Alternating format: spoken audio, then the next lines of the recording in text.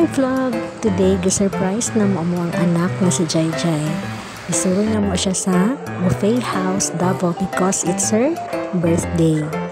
And for only 299, makakaon na niyo og bisag unsa nga food such as ang lamian nila nga unli lechon. Tara!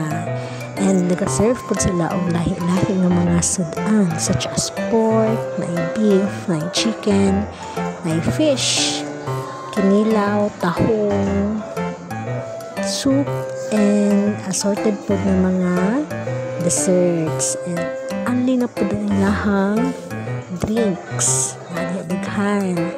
And dinok ako mga anak na nangaon. Unsa na lang nagipangaon. And nalipay ko kay nalingaw sila. And of course, nalingaw po ni kami mag-asawa. Gamay ra gid akong gikaon nga food, pero busog na kaayo ko. Gamay pa na ha. And tuwa na siya. Nibalik na po siya og kuha og ang akong isa ka anak.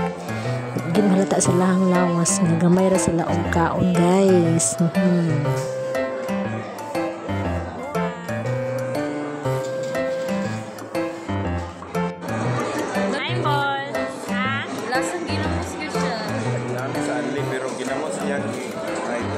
Anli, buffet, pero ang gikaon, nangita ginamos.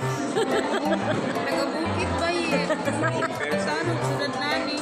Pero sa isa, nasa buffet anli, pero ang gikaon, Gusto. Kinipod, anli, ang gikaon, gusto. Nahurot ng gusto. Ano na ice cream? Kinipod, anli, pero ice cream ang gikaon.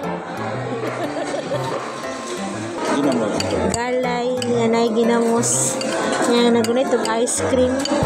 Sa manaan. Anli na ha, anli.